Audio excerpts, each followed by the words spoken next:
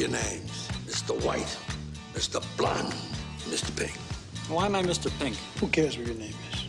Yeah, that's easy for you to say. You're Mr. White. You have a cool-sounding name.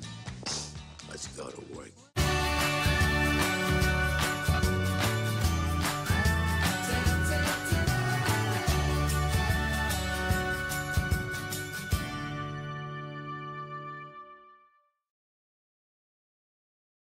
Hello, welcome to the Damien and Devlin Show. This is our review of Reservoir Dogs, the 1992 film directed by Quentin Tarantino, also written by him as well, starring Harvey Keitel, Tim Roth, Michael Madsen, Chris Penn, and Steve Buscemi, to name but a few.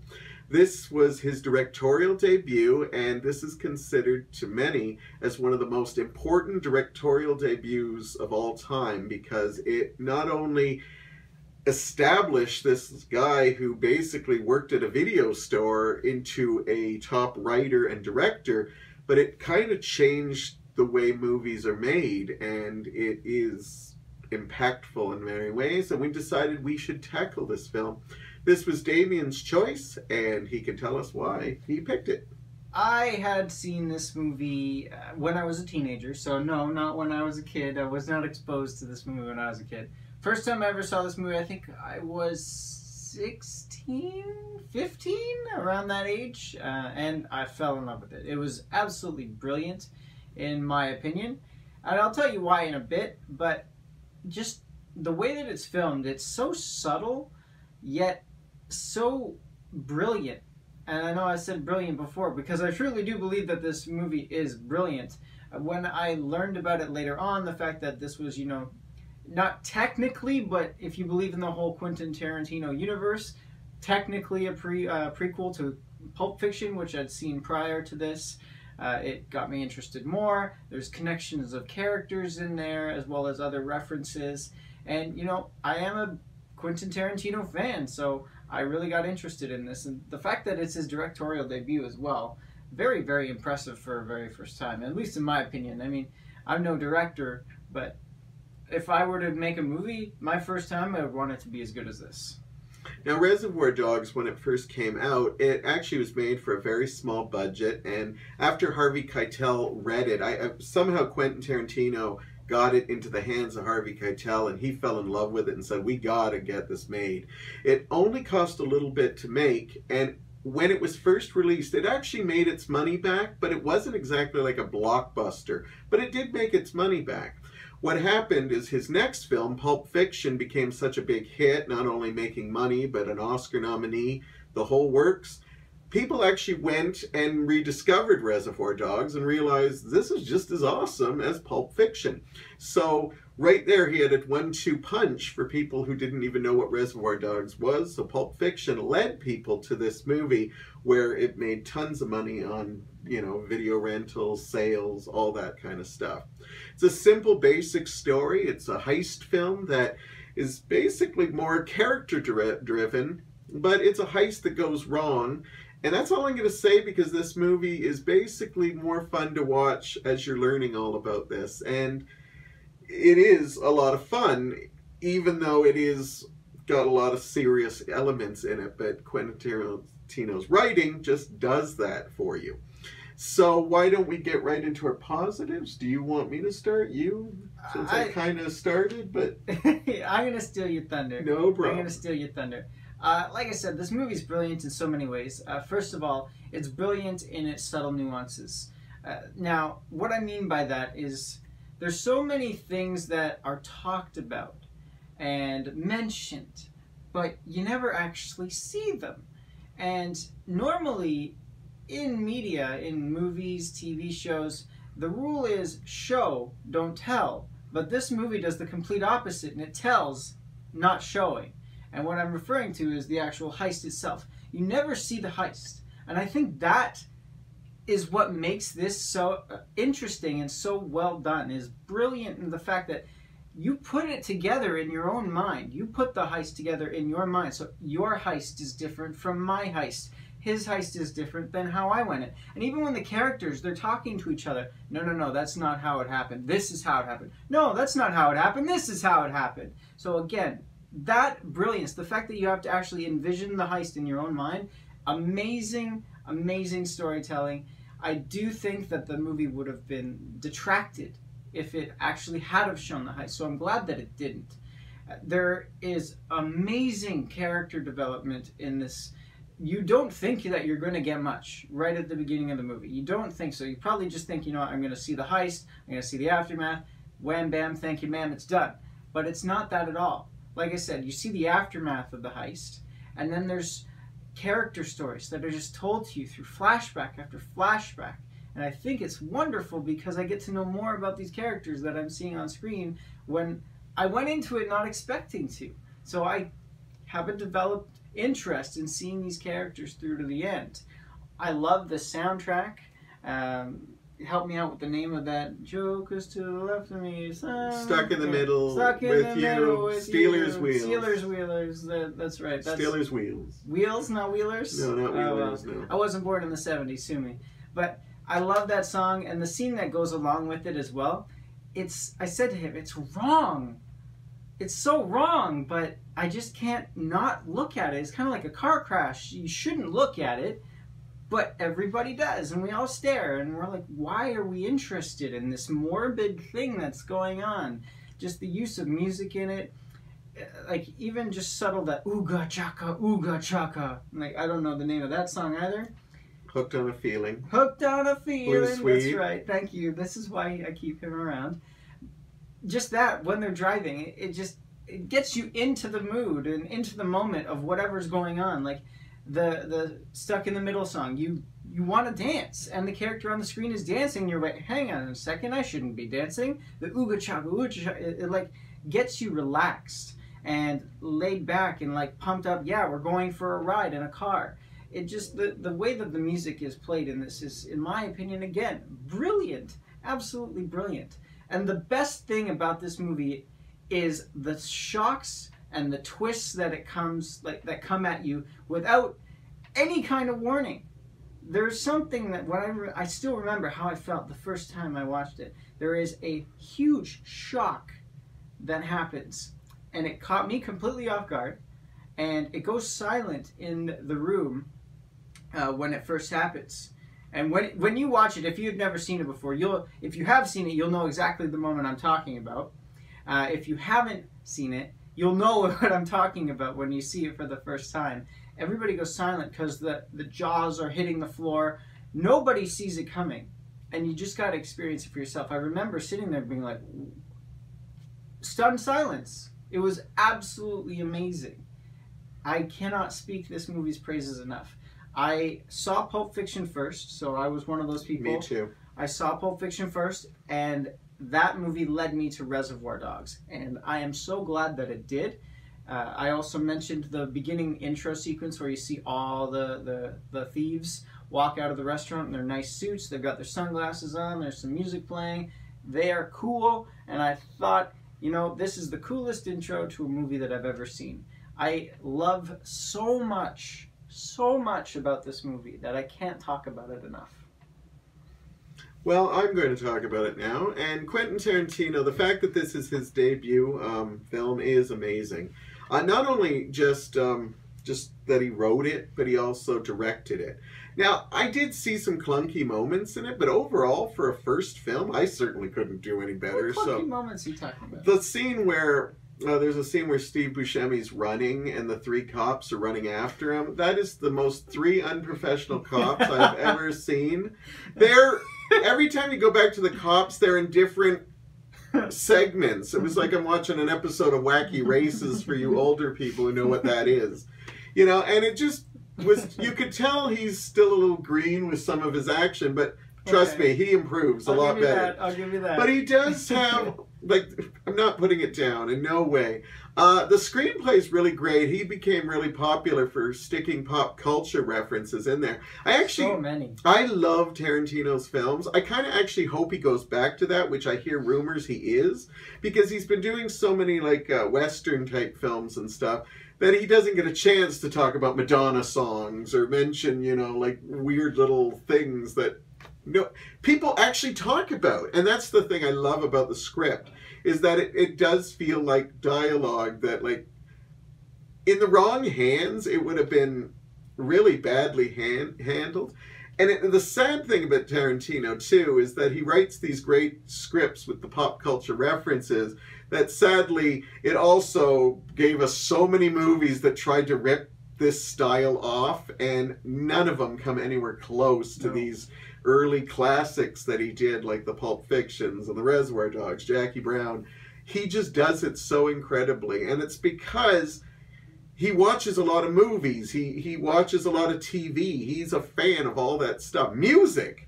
You mentioned the soundtrack. Absolutely have to mention the soundtrack. I actually thought there was more music in this because I remember listening to the disc and thinking there's some amazing songs. Most of those songs I don't think are actually in this movie, but still great choices. So get the soundtrack if you can. The performances are really good. And 2 thumbs up. I only have one negative of this film that I'll get to later. But it's because of the cast that helps the negative I'll talk about later. All of the performances are really awesome. Absolutely. And they got a great cast for such a small budget. He didn't necessarily go for the biggest names, but he went for talented names. I am shocked that Harvey Keitel didn't actually get a nomination for this. But, you know, the Academy was not on Reservoir Dogs. When Pulp Fiction came out, they were all over that. But Harvey Keitel, it's almost hard to pick out a stand-up performance because Michael Madsen is awesome. Mm-hmm. Chris Penn's, like Steve Buscemi, all really great.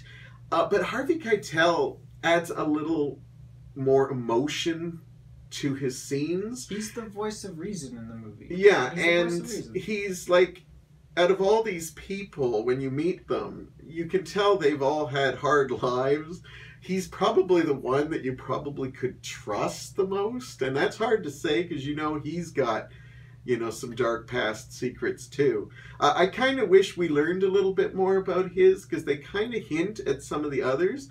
But his, maybe because we don't know, makes it even a stronger performance. But his character gets to see, like, you see more of the human side where everybody else kind of deals more in the panic side. He seems to be able to calm himself through it. So I have to, awesome. And as I said, it's just a great first movie. This would be a great, like, 4th movie for a director. It's well done. Now, I honestly think with Tarantino, you can actually see him get better. And I think he actually learns from a lot of his... And there aren't a lot of mistakes in Reservoir Dogs. But by Pulp Fiction, he's already learning better, like, storytelling. And I totally 100% agree with you that not showing the heist was a good... You only see aftermath and before. But the fact that you never really see the heist, I think that's wonderful. It just stays in your brain, and I think it's really good. I should also, I commended everybody else. Tim Roth gives a really incredible performance, too. Yeah, this actually made me really, really interested in Tim Roth. And I think he was in a TV show called Lie to Me or something like that. Yeah, something like that. When I first saw this movie, and it's what made me want to watch Lie to Me. It actually showed me that in Lie to Me he has a British accent, and I was making a comment to him throughout the movie. You could tell he was putting on this American accent because certain words that he said, you could kind of tell he had his English accent being subdued in the background there, but absolutely fantastic performance by him.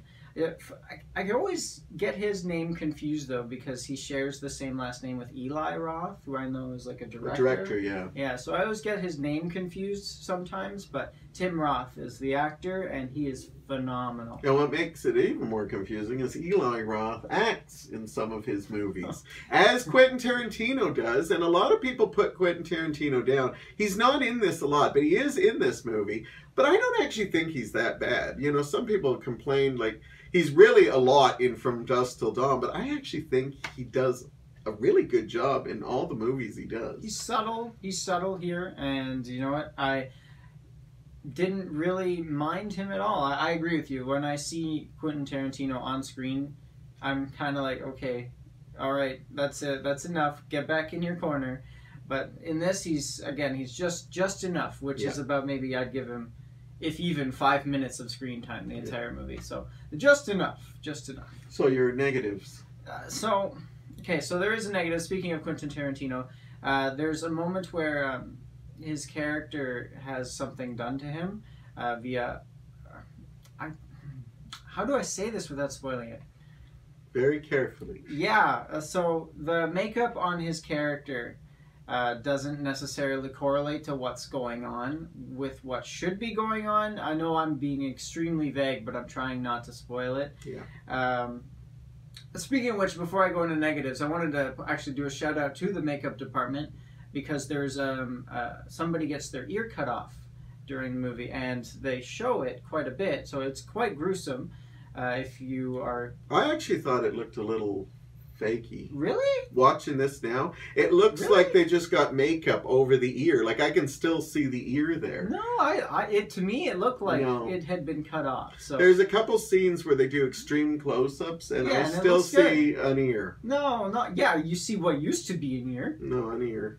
No, Go ahead. No, I didn't see it. Ear. So, yeah, no, there was no ear. It was very good. Hello. It was very good makeup, in my opinion. But when it came to Quentin Tarantino's character later on, bad makeup job. Bad makeup job. I also felt, you know what? I appreciate Steve Buscemi. I like Steve Buscemi a lot, but sometimes he's just so annoying. Like, I just want to slap him. He's so annoying. And to me, Steve Buscemi kind of plays the same character in every movie that he's in. And I feel that that's exactly what he was doing here. I don't know if this was an early role for him, a mid-role, but I'm not sure. But he's annoying sometimes. And he's good at being annoying. If that's his job, 10 out of 10. And like I said, I actually do like Steve Buscemi, but sometimes his character in this film itself, so very annoying, and I just wish that he'd go away. Some of the backstory as well, I really do appreciate. However, I can't help but feel every single time the pacing kind of gets a little thrown off. So, for example, you can have high intensity, high octane emotion going on, and then suddenly it shifts to a backstory, and it's quiet, it's calm, it's subdued, and it kind of just jars you the first time you see it. The second, third time you see it, you're used to it, you're expecting it, but the first time I remember seeing like, I want to be in the room again. Like, well, I want to see what's going on between these criminals. Like, why do I have to deviate? I appreciate that it's building the backstory, but it did, for the very first time that I watched it not a couple of years, but a few years ago now, it did kind of ruin the pacing of the movie for me. As well, I did have another negative, but it skipped my mind, so I'm going to pass it on to you. Well, you sometimes think about it. I do. I only have one really big negative of this movie, and it is kind of washes itself away, if that makes any sense. As much as I love the screenplay that Quentin Tarantino did, one of my problems is all the characters talk similar. And if you don't have great actors doing them, it just sounds like it's a guy that writes the same dialogue. I don't know how to... It's kind of like they have great cast. That's what I was saying. The cast actually helps this script because they add emotion and they add like their own little quirks. Even like Steve Buscemi, who I wasn't as annoyed by, because he was annoying, he talks exactly like some of the other characters, but because they all bring their own characters to it, and he does bring his annoying character, it makes me feel like we have all these different characters. But if you had the same movie played out with bad actors, it would sound like, okay, everybody's written the same dialogue because they're using the same kind of pop culture references, the same kind of language, like the swears and the things. Like, I never feel characters are developed in these scripts. I think they're all put on the actor, and luckily he got an amazing cast, because I have seen movies where it just feels like, okay, all I'm hearing is people reading the screenplay and everybody talks the exact same way. I talk with a whole bunch of people, like friends of mine, and we all have our own different ways of telling stories and stuff. A lot of times they tell stories in this, and everyone tells stories in almost the exact same way. Again, because of the good acting, they kind of save the script. Yeah, okay, I'll give that to you. I did remember my other negative. Oh, good. Again, I can't really talk about it. I can't really talk about it without giving it away. Find a way. Okay, so there's a character in the movie later on. It's when we're discovering Tim Roth's past. We're discovering how he got prepared for the job. And there's a character that helps him get prepared. And I don't know who the actor's name is. He's only in the movie for about 10, maybe 15 minutes while Tim Roth's character gets prepared. You'll know who I'm talking about when you see the movie, or if you have seen the movie, you'll know who I'm talking about. He's kind of just there, and he has no pizzazz, except for maybe his outfits. Or his outfits remind me of, like, Vietnam movies.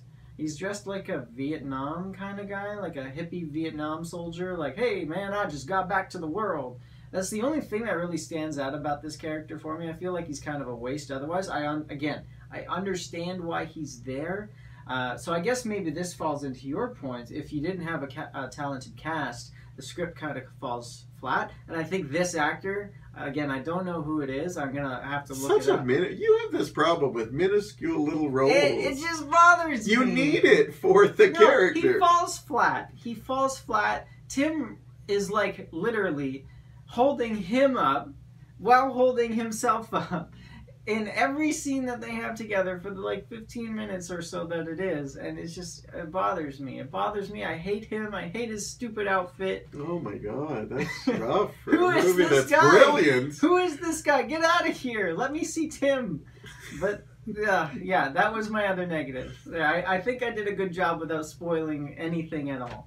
So that's that. Except if that actor's watching, he's probably giving up acting right now as we speak. I don't care. You should. I hope you've gotten better since '92. God. It's been a few years. All right.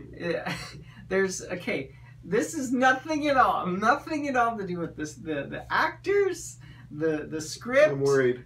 The special effects, the music, nothing at all. But there's a moment in the movie, and I freaked out about it to him. I'm like, why did this person do this? They knew that they were gonna be fine. Oh no, not that. Yeah, oh, it man. pisses me off because I know there's stupid, brave people out there that would do the same thing and get themselves hurt. And I'm just like, why would you do that? And it inflicts a bad thing on somebody else in the movie that I care about deeply. And I'm just like, why would you do that, you dumb... Because maybe he just didn't want to show victims all the time. You know this what? is somebody who is trying to fight for something, and even though you don't understand it, it's better than just seeing victimization. I understand the ability to know when not to fight back, and that was an instance where you shouldn't have fought back. That's all. That's all. It bothers me. Like I said, nothing bad against the movie, because people out there... Wow, I can't wait to see his 1 star for this brilliant film. All right. We're at that time. No. You don't want to hear my rating, you go right ahead. No, I said. Go ahead. It's the Devlin Show, everybody. I just don't matter. I am just saying, you have a lot of negatives for something you called brilliant. It is brilliant. Okay, you want me to go first? Like you said, he's got minuscule things that he always complains about. Well, no, but it's just like should I go? Yeah, go. Do you want me to go? We've been waiting. Okay, well, you know what? I'm gonna give a 5. No, I'm not gonna give this a 5. I'm gonna give this a 4.5.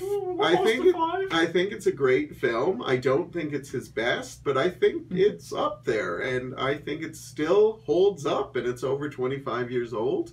I think it's definitely worthy of checking out, and yeah. Can I go now? Thank you so much. Finally, we can have some peace and quiet on this show, but I'm going to give it a 4. It's brilliant. It does have a few drawbacks, not a lot, but it is a 4-worthy film. Brilliant, brilliant, brilliant throughout. You can speak now. Well, that's our review of Reservoir Dogs, and now it's your part anyhow. I just like feeling powerful. That is all. Thank you so much for joining us. Follow us on show. Oh my gosh, I'm still so worked up. So powerful. I don't want to hear about it. Follow us on social media. Thank you there, Tips. Let us know what you thought of Reservoir Dogs. Did you see Pulp Fiction first, or did you see Reservoir Dogs first? Have you even seen it? Did you find the moment that I talked about as shocking as I did the very first time? He did. He shook his head, but then he realized what a grave... I thought you were talking about the woman again. No, I'm not talking about the woman. Let us know. We always appreciate having you with us. Thank you so much for joining us. We love having you, and we will see you very soon. Harvey Keitel, Tim Roth, Chris Penn, Steve Buscemi, Lawrence Tierney, and Michael Madsen. They're the Reservoir Dogs. Hey, Joe, want me to shoot this guy?